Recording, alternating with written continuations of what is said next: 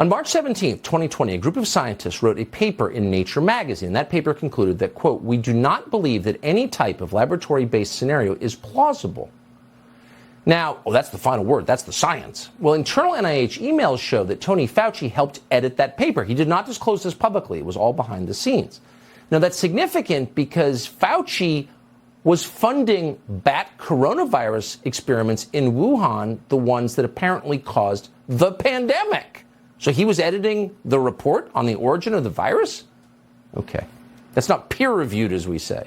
It's the opposite. As Paul Thacker reports on his Substack, just a few days after that paper was published in Nature, the State Department's Office of Outreach, part of the Bureau of Intelligence and Research, began promoting these false findings, these lies.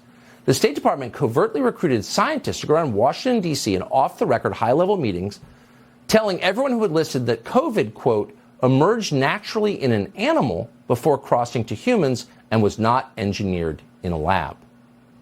Now, the scientists who made this false briefing, who told these lies, cited one source, the Nature article that was secretly edited by Tony Fauci.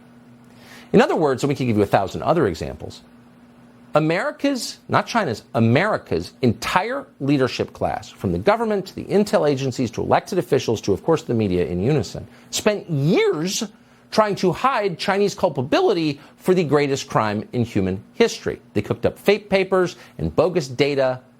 They attacked anyone who asked obvious questions, even people who were in Wuhan at the time who knew.